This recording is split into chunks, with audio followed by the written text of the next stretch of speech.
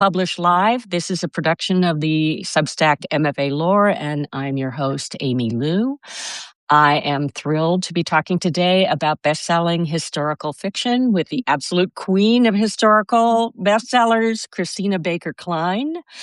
Christina is the #1 New York Times best-selling author of 10 novels, including Orphan Train, The Exiles, Please Don't Lie, which she co-authored with Ann Burt, and Thriller, yes. And The Foursome, which is out on May 12th, coming right up. Her books have been published in more than 40 countries. Her novels have received the New England Prize for Fiction, the Maine Literary Award, and the Barnes & Noble Discover Award, among others, and have been chosen by hundreds of communities, schools, and universities as one-book selections. Christina also serves as vice president of the Authors Guild, which I really want to talk to her about. And her Substack is called Christina on the Margins. Welcome, Christina. Thank you, Amy. It's so nice to be here. And you and I are old friends. We've known each other for a while. I know. I went back. Yeah, I've lost the dust jacket, but this is Sweetwater, which is the first book that I think was your first novel? It was my first novel, and it's the Foursome takes place in North Carolina, and Sweetwater takes place in Tennessee. It's my only other Southern novel, even though my entire family is Southern. So, yeah. Oh, how funny. Yeah. We set up an author's book event for you, as I recall. Yeah, it was great. That book, the Sweetwater, was kind of the little engine that could. I had such a marvelous first publication experience. I got a very tiny advance, and so by any standard, it was going to succeed pretty much. And it was just delightful because everything that happened was so exciting, and you know how a first book is. It was a long time ago. Yeah, but it was a great lesson because here's a tip for authors with new books. You and I both went to Yale. And I was part of the alumni committee. And one of the things I was doing as an alumni person here in Los Angeles was I was setting up author events. So that was how we got you out here and promoted you in Los Angeles. So that was so fun. That was great. And you too have gorgeous books. And what a wonderful thing to watch someone's career over the years. Yeah. Could have a whole other conversation about craft and perseverance, right? Exactly. But speaking of that, like all of us, I know you've had career highs and lows, and I wonder if you could point to any specific factors to kick us off as to what has kept you going with this long career of yours as an author. Yeah, I know. I also have taught a lot, and this is always a question. What are the inflection points when you might continue or not continue? And I've had a few over the years that have been intense. One is that when I had my third child, my kids were all born within 4.5 years, I guess, 3 of them were born. So it was close. And they were 3 boys, and they continue to be wonderful, but it was a lot. And I was ghostwriting a very difficult book with a scientist that ultimately got canceled because she promised to deliver something she wouldn't deliver. She couldn't deliver because she had exaggerated her role on the team, whatever. There was that nightmare. And it was a big book. Like it was on the chemistry of desire. And it had a really catchy title, and it was all this stuff. Anyway, I was doing that, and I was trying to I was under contract, and I was trying to finish the book. And my editor, I happened to have a really not good for me editor who was kind of gaslighty, and I just had a stumble. Like I couldn't do it all. I couldn't deal with this failing, ghostwriting book, and the money. We had just moved, and we really needed money. And the raising the three boys, teaching, I think I was doing too, and finishing a novel. And that was the longest I ever went between books, 8 years. And I finally crawled out of that hole and did it, but it was a lot. And I got a new editor who was, this is a good tip, actually. My editor, who was not good for me, was like a star editor who had very famous, writer clients, and she paid relatively a lot of money for that book, and she kind of was pitting authors against each other. Like, she would take on some it was my second novel. My first one had done well, so then there was a small bidding war, and she won the bidding war, so she bid the most. But my coming out of that, like, she was flashy, but she wasn't good for me. She wasn't nurturing, and I needed that then more than I need it now, I would say, but it's always nice. Um, and making the decision to go to an editor who was, I think she may even have been an assistant editor at the time, and she had come from, like, she had gotten into the biz through romance or something at a time when it was very unfashionable, so she had done some of that, but she wanted to be more literary and have her own list. And I was one of the first people to sign on with her. She's now the head of fiction for all of Atrium. She's very powerful. But she was so wonderful and nurturing. And going with an editor who may not be the big name can be a terrific thing to do. So that's one piece of advice. And then the second thing I'll tell you is, even though that editor was a nightmare for me, she gave me some advice that changed my life. So my second novel came out, and the reason, and it was kind of like an echo chamber. It was before, this was in, you remember the days before you could go to Amazon and see how many people had read your book and what number you are and stuff like that, which is better or worse. But at the time, there was really no way to tell. We didn't have access to BookScan or anything like that. But you could tell because your editor would not be calling you, or, kind of ignoring your calls, or, as I said, gaslighting, meaning she's not in the office. Oh, she just stepped out. Oh, she's in a meeting. So finally, I just moved out to Montclair, New Jersey, with my husband and little boys. And I just screwed up my courage one day, and just without announcing myself, I just went in on the train and I marched into her office. It was like out of a movie where it was like, they're like, no, no, she's in a meeting. And I was like, get out of my way. I'm going in. And I just flew past everyone.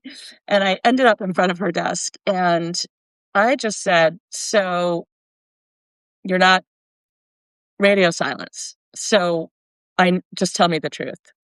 Like, why did my book not do well? And I just said it that way. And she did not miss a beat, to her credit or not. She said, do you really want to know? And I was like, well, first of all, you edited my book, or did not edit my book, which is part of, so, like, you might want to take responsibility for something here. But she said 3 reasons. um, she said, number one, you are too much in your head. You're too cerebral. You need to be, this book needed more heart. That's what she said.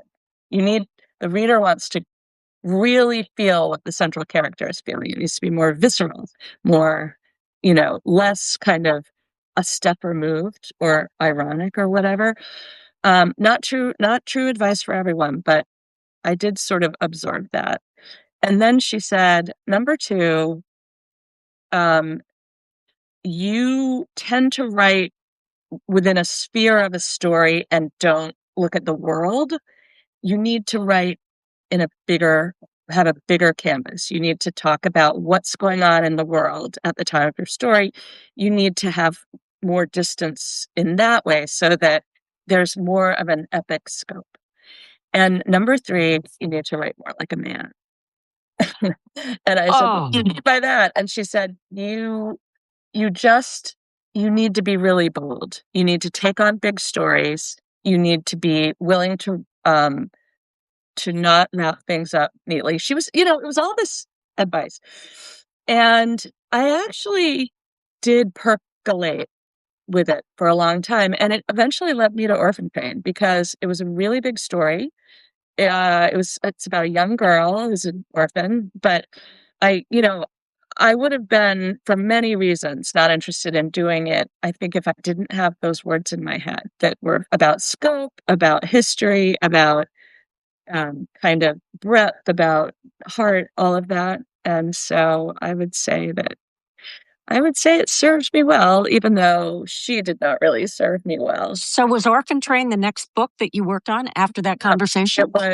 Orphan Train was actually my fifth book, but it was getting extricated from that and took a little while.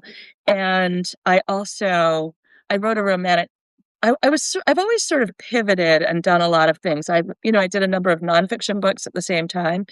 I think I have 5 nonfiction books that I either edited or authored or co-authored.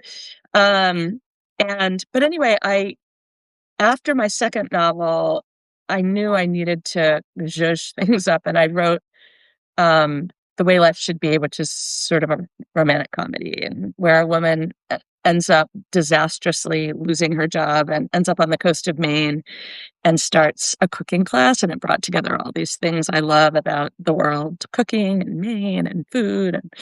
Um, and then I wrote Bird in Hand, which is still one of my favorite books that I've written, but it's a very kind of dark story about 2 couples whose marriages fall apart. Kind of another foursome, actually.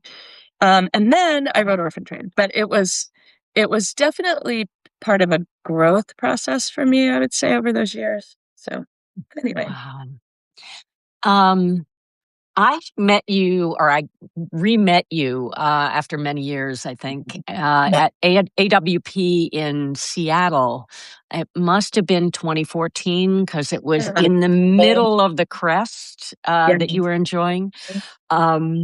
And you told me the story of Orphan Train, the sales history of Orphan Train, which is truly, honestly, one of the most extraordinary success stories I've ever heard in my many decades in publishing.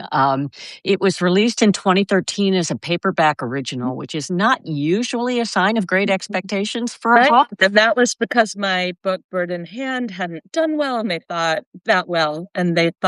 that it would zhuzh things to try that. And I was very hesitant about it, but I trusted that my team at that point. I had a new editor and I really liked her. So it went on to spend 28 weeks on the national bestseller list. And, you've sold over 1 million copies of it. So what happened it's such an inspirational story. Please tell us how it grew from a paperback original to this huge thing. It actually spent 2 years on the New York Times bestseller list and a year in the top 5, I think. It was crazy.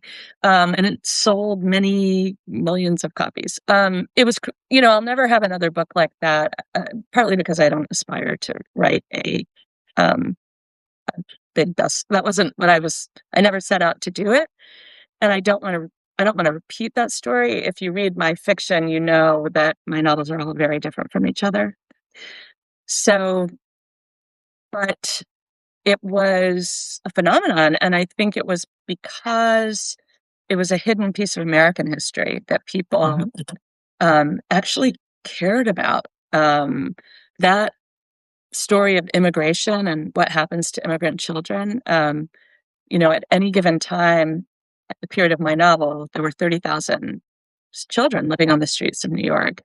And this visionary or diabolical person, depending on your perspective, named Charles Loring Brace, came up with this idea to sweep these children off the streets and put them on trains to the Midwest in a labor program. So, there are now 4 million descendants of these train riders. When I started the book, there were 150 train riders. And when I ended the book, there were 25, and then they were soon all gone. And so, yeah. Amazing. I know. Yeah, and I think that all the descendants of those people were the readers. They were the people that found the book and they told their whole families. I mean, genealogy is a big favorite topic in Substack and elsewhere, and so I think it plugged into that. I'm not. Are you hearing feedback? I'm hearing strange feedback. Oh, okay. Maybe it's just. No, I don't think it's. I'm not sure where it's coming from, but it's on my end, I guess. We could ask if anyone's hearing that, but yeah, yes. Oh, they are. Yeah, I'm not. Close down and start up again? No, I don't think it works like that. I think we just have to power through. I have no idea. I've never heard this before. I don't know. There's nobody else on except the two of us, so I can't figure out where the sound is coming from. But let's just keep going. So before we pivot to the full historical novel, I did want to ask about what prompted you to co-author last year's thriller, Please Don't Lie, with Ann Burt. Yeah. As I said, I really like doing a variety of things. And I had always I wanted to write a genre book or a thriller because I was really curious about how plot functions differently. And the preoccupations of the writer are so different when you're writing any kind of suspense. And I mean, I would say a bunch of my novels have different kinds of suspense, and probably that's true of most books. If you're going to have a story, it should have suspense of some kind. But it's very different when you're doing a kind of manipulation sounds like a harsh word. I don't really mean that. But when you're playing with audience expectations and doing a kind of sleight of hand magician trick, it's not a natural place for me to dwell, but my friend Anne and I together just had a blast doing it, because it was really collaborative. We were able to, the way we work is that by the end, it's hard to tell whose sentences are, I mean, it's just all woven together. We literally read the book out loud to each other. We go over every line. But the hard thing about a thriller is that the readership is so savvy that you have to be absolutely, on your game to make sure, that that everything is copacetic. It's nice. So it's kind of like a game to do that. Yeah. Yes, exactly. It's like a game, except it's hard. It's more like an intricate Sudoku or crossword puzzle, or it's be a puzzle. It's even like we're finishing the second one now, and even as we do the second one, it is just even in this final draft, we're discovering things they're pivots and surprises that we hadn't quite figured out before. It must be fun to write a novel with somebody else. I've always dreamed of doing that, but I haven't been able to figure out anybody to do it with. So it is really fun. It's very different. I don't think I could not write these books with someone else. But doing a new genre and writing a thriller, which is story forward in this way, we sort of created. We first thought that we would use a pseudonym, Anna Baker, and so we call ourselves Anna Baker, and that's the voice we created together. It's fun.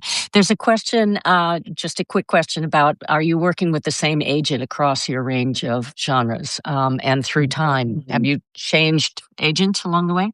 Yeah, that is a great question. I have changed agents because my first agent tragically died. I had her for 25 years. And then I actually did change agents because after that long experience, I realized there's someone knocking at the door. I'm not going to worry about it. I'm sorry, I'm in an interview. The new apartment. I just moved. Anyway, I did change agents because I wanted someone who was interested in cross-genre work. I didn't want to have different agents for different things. And I know that there are agents who will or won't accept certain things. Now I can't hear you. There we go. No. Maybe I should put on headphones. Would that help? I was trying to switch out, but anyway. Did I? No. Go ahead. Let's just. Yeah. No. So you have changed agents now, but you've only changed agents once after your agent No, died? this is my fourth and final agent.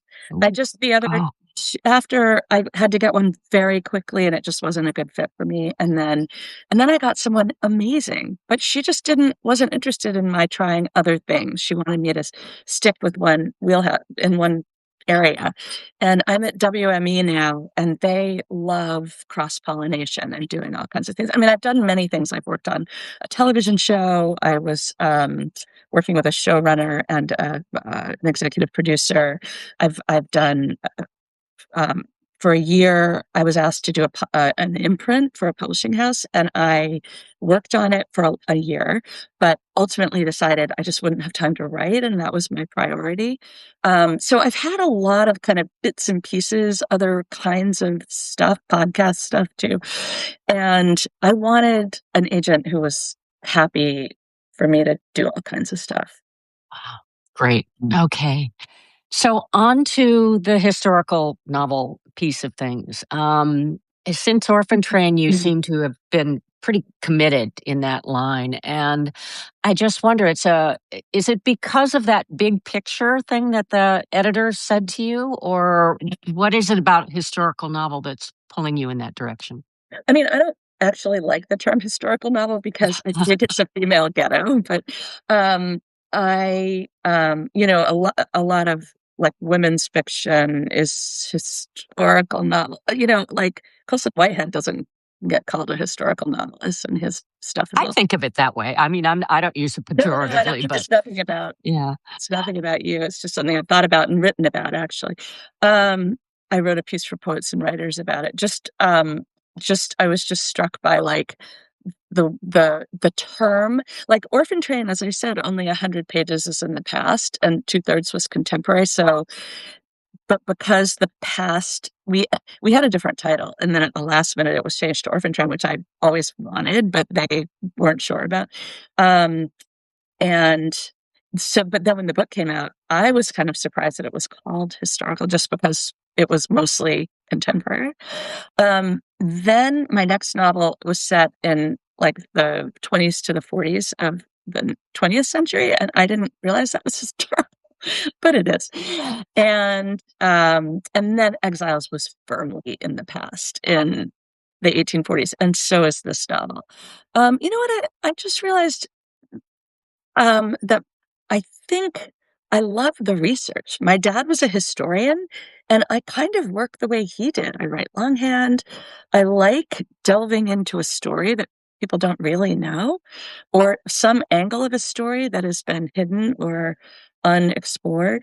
So that aspect of writing fiction set in the past really interests me. Um, Hilary Mantel said she writes when someone asked her how she would describe her work, she said, I write contemporary novels set in the past. And I kind of think that's true what I'm doing because they're not they're not contemporaneous. They're definitely not I'm not trying to approximate the way people wrote then. There are not tons of exclamation point. When you read Jane Austen, you can see how different dialogue sounds and how, different writing styles are. And I'm not doing that. I'm writing a contemporary novel, but I'm focusing on characters and stories that are historical. So it's a fun thing to read others and see how they've made those choices as well. It's such an incredible range of topics you've picked. How do you, where can you, I mean, have you been able to sort of dial down how you get ideas, where they come from, and how long they gestate before you decide to commit to them in a novel form? They have to be just completely exciting to me for me to take them on, because novels take so long and the research is intense when you're in it, and the story has to feel weighty enough.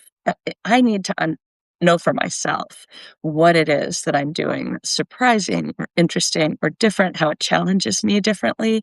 With every novel I've written, even before Orphan Train, I was always trying to do something that would challenge me in some way. And so with these ones, just taking on different time periods, different settings, different countries, different types of people. It's been a real learning curve with every book, and I love that. That's what I want. I always want there to be a big learning curve. Is there always a personal connection to where the ideas come from? Um, I mean, yes and no. Aren't we all flypaper and everything is personal on some level? I am thinking about The Exiles, for example, which came to me not from personal experience, but I am a British citizen. I lived there for 9 years. I'd spent time in Australia as a Rotary Fellow in my 20s, and I loved it. And the story of the convicts and the convict women had not really been told a lot, certainly not to an American audience. And so that was how I came to it. So that wasn't a personal story per se. My story about Andrew Wyeth was that I grew up in Maine and he was very famous, and I had been to the Christina Olson house, and a friend actually said, that painting reminds me of you. And I realized, well, my name obviously, but that it was a story that I knew more about, having grown up in Maine, than a lot of people do. And I wanted to tell it. And I learned a lot more that was pretty interesting about what Christina Olson and Andrew Wyeth shared, a kind of shorthand, a kind of intellectual and artistic connection that was wonderful to write about, and very hard to write because she never left her home, essentially. So I was writing, I'd just written this epic novel, Orphan Train, where it's like you people get on and off a train. There is all this literal forward motion, and there was no forward motion in this book. So that was intense. Yeah, it's a lovely homage to Christina too. I mean, you did just a beautiful job of portraying her character and her depth. She was such a difficult person in real life. And this is, by the way, only the second novel I've written about real people, I guess. She was tough, and she was ornery and stubborn and made decisions that you or I would not have made. And I had to humanize her and make those decisions understandable, even if you don't agree with her and some of the choices she made in her life. I hope that you understand her by the end of the book. 100%. And then moving on to the foursome, which is really an amazing feat. Where did this idea come from? How did you tackle it? Yeah. So I think we all have a family genealogist, right? Like someone in your family who loves all that. And I have a cousin who was a Duke librarian, and she's my age. We were like besties as children, and we're a month apart in age.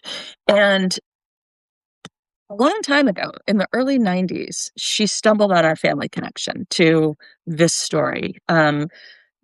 Essentially, our parents, Leslie's and my parents, are siblings, and we're distant cousins of the two women who married Chang and I. And so Leslie has been going to the reunions for that family and for our family. So she said, this is our connection. But I knew about it for a long time, and I never thought I would write about it. But as I said, I keep kind of upping the ante for myself and trying to do something new and challenging. I had just written this novel, The Exiles, that takes place in the 1840s, and it's the same time period, although it's in America. And I just realized I was immersed in that period. I know what it was like to live in 1840. And so I thought, maybe I'm ready to do this. And I didn't realize quite what a big, epic story it was, and how fraught and morally complicated too. Yeah, such complex characters. And obviously, the elephant in the room throughout the book for me is sex. It's, Siamese twins. They're conjoined at the waist or at the ribs. Yes, right. And so yeah, they're never fewer than three in the bed when they're having sex. And these two sisters marry these twins, and they each woman has like 10, 12 children. I mean, it's just phenomenal. It's crazy. Plus, there's some other people who get pregnant, but I won't go into Yes. that. But Yeah. how did you figure out how to navigate the topic of sex in this story? Well, I knew I had to. I mean, obviously, if you're telling a story like this, it was tough, but I had a lot of sources. I There are 2 sets of living conjoined twins now. They're both female, and I think both of them have one member who's, married or seriously involved with another, and they've all dated, and they're very open about it, both sets of twins, and they talk about it on YouTube and, in interviews and things like that, how they navigate intimacy. So that was one thing. There is a lot written about my twins, the Chang and Eng. Um, they practiced what they called alternate mastery, which is that they went back and forth between the 2 wives every 3 days, and when one was in the other's house, he was passive. He wasn't really supposed to speak, he wasn't supposed to have an opinion, he wasn't supposed to, make any fast moves, basically, he was not in charge, and that was how they said they navigated that whole experience. So, it was it was fascinating, the whole thing. I also saw a documentary, about a Mormon sect that was a BBC documentary, so it was narrated in this very BBC voice, and I kind of like, and here we see in their natural habitat, this family with multiple, and they went quite granular on the question of how it all worked, and that was very helpful as well. So, and then there are lots of imaginings of what happened, and then just, your own knowledge of what sexuality is, and so it wasn't as difficult as I thought it would be, and I just wanted to make it very,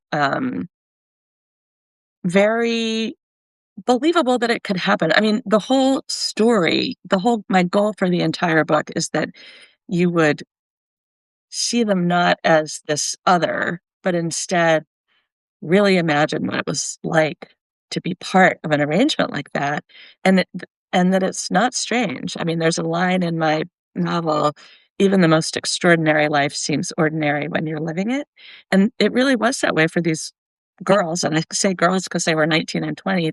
When they got married, they were not experienced. This was the only world they knew, really, and their own parents had been lived together, but had been quite estranged, and so they kind of had no model for a family exactly, and they just made this their family. They had 21 children.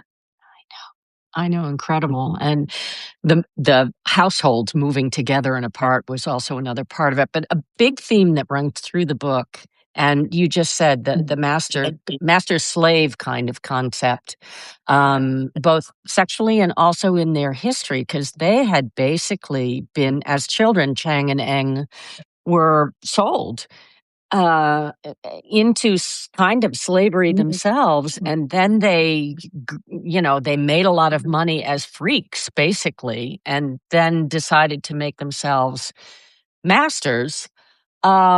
This theme of master slave actually runs through the whole book in a bunch of different ways, and also literal slavery, because they were big slave owners, which you wrestle with really love in a you know admirable way, I think, in the book. The issue of slavery kind of creeps up on you as a reader in this Yeah. story, and I wonder if it crept up on you in writing the book too. I It wasn't until I really was deeply into it that I realized how, complicit what it was to live, whether you were African American or, white, to live in that system at the most granular level. Um, these women who were complicit, I mean, they couldn't be slave owners because they were female, but they were born and raised in this system. And I realized that I could not tell this story without really wrestling with that question. And I think it will be interesting to people because this is our history. This is the history of our country. Many thousands of people lived in this system, and the descendants of these people are are walking around. People say you can't blame the people in the present for the sins of the past, which is true. But if we don't accept and look at the past, we're never going to learn from it either.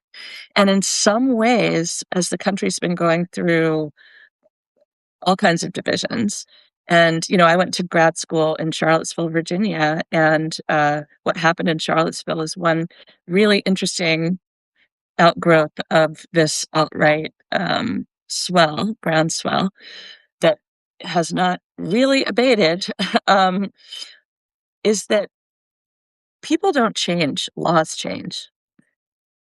And there are people alive today that I have no doubt would be in that position if they could, to be in that same world. There's a kind of glorification of Confederate generals, of Confederate war sites, of the Confederate flag. And that all of that is just really troubling. But it also made it, in some ways, feel I felt very present in the story. It felt very contemporary in that way, in that I was writing about divisions between people in the same family who are diametrically opposed in how they believe the world should look. And I much of that conversation is contemporary. And the dominance of women, too. Absolutely. Yeah. And the sisterhood between women, which is a thread that seems to run throughout all of your books, which is the sisterhood of women and also the multi-generational connection between women, mothers and daughters. And in this case, it's Joan, who's an aunt. What is she, a cousin or an aunt? Yeah, exactly. It's partly because I'm interested in the stories of people who've been dispossessed and whose um, own perspective has been overlooked, and a lot of times that's women, just because history has been written by men. So that's a big reason why I write about women. Also, I am a woman, and I have 3 sisters of my own, and these are the stories that I'm really curious about because they're not written down. As I recall, your mother's very influential on your writing career, and you We obviously. did a book together That's what I thought.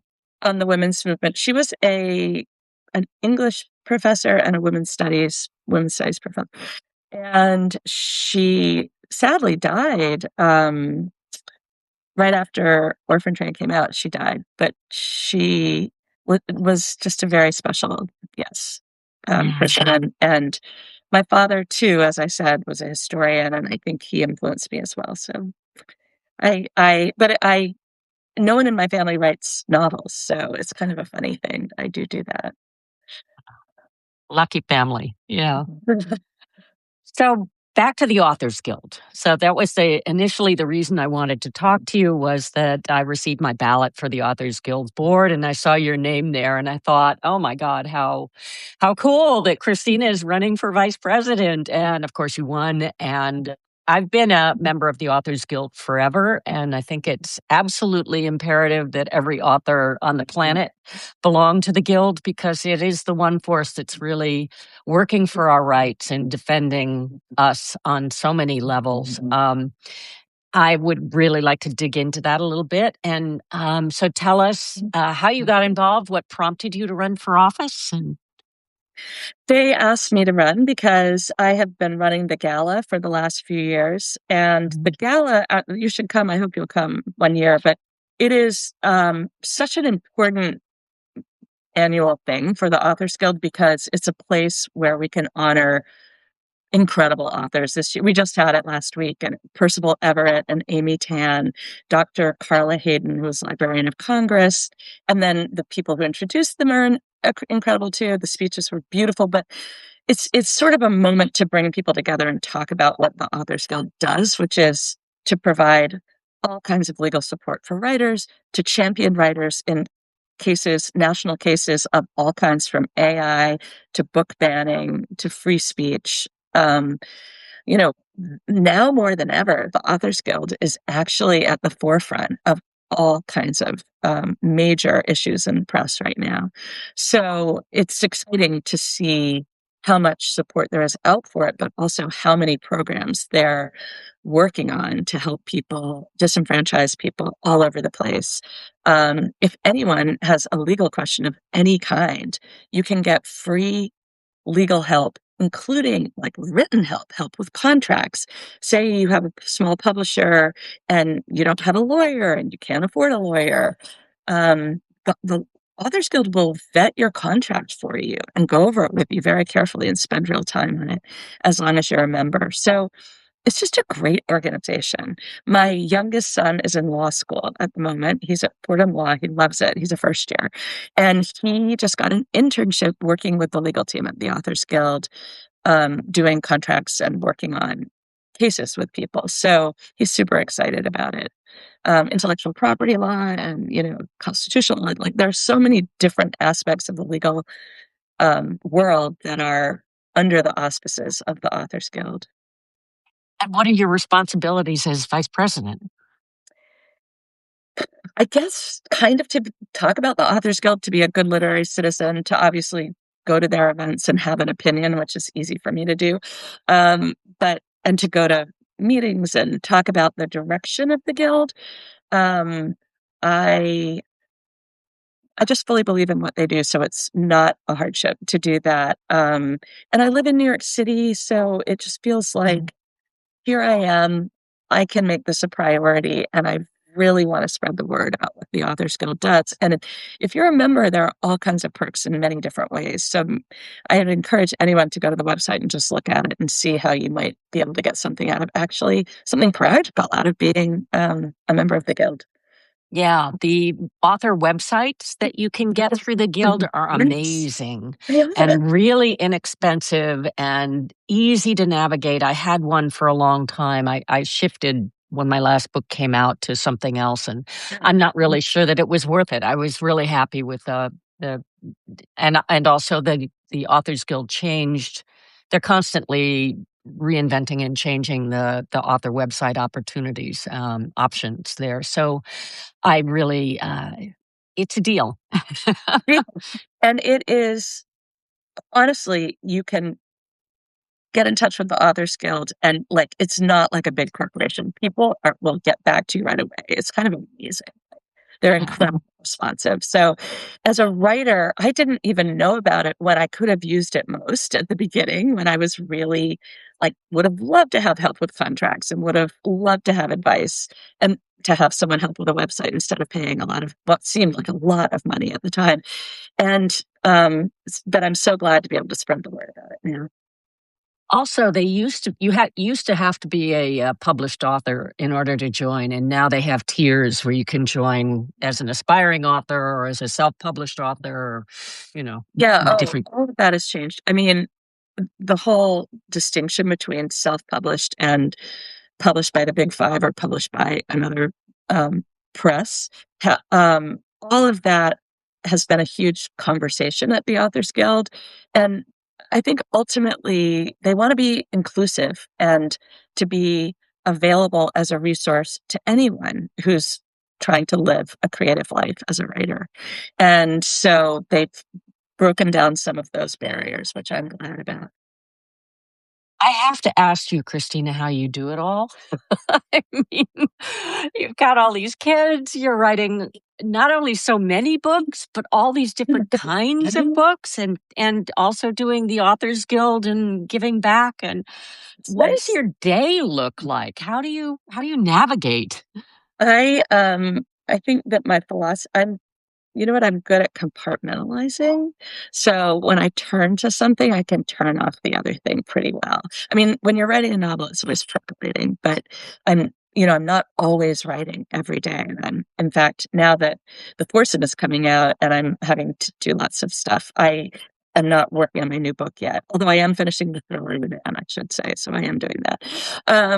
It is, at this point, my children are grown. They're still a big part of my life, of course, but they're not underfoot. And that's a huge difference. For many years, they were very present. And now they're all off doing their own things. And I find New York is kind of perfect for a writer. And I think it's a wrong thing that you can't, except you can hear the horns.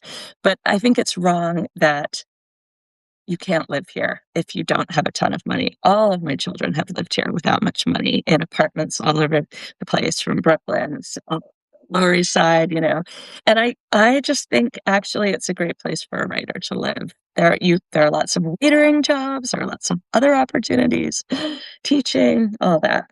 So anyway, yeah. I miss it.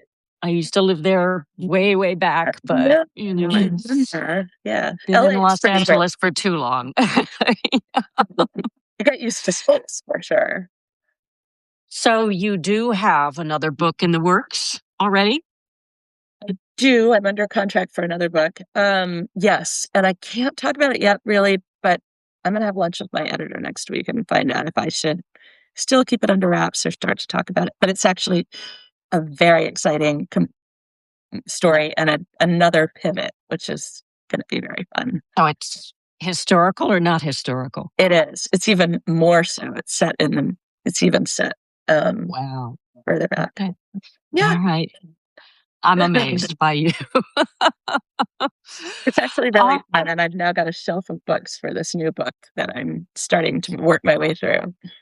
Do you want to announce anything around the publication of the Foursome, where you're going to be talking? What are you going to be doing? This big? I'm going on like a 5-week book tour. And I'm going to be in cities all over the country, and towns. My Now, look, you can go to my website, but you can also just go to my Instagram, and I have tour cards pinned there at the top. So you can see where I'll be and come say hello and tell me you saw me on Substack. I will be thrilled. That would be so great. Oh, thank you so much. I think that's going to do it for us. But before we go, I want to let you know that the video of this conversation and a recap of the takeaways will be posted tomorrow morning on my Substack, MFA Lore, and probably also on Christina's, Christina in the Margins, whenever she chooses to publish it. My next guest on Well Published is going to be the novelist Karen Shepard, whose remarkable epistolary essay about her mother and grandmother, the legendary writer Han Su-yin, was recently published in the Paris Review. And it's such an interesting form departure that I wanted to talk to her about getting published in high-level lit magazines and epistolary writing in general, which is a whole topic of its own.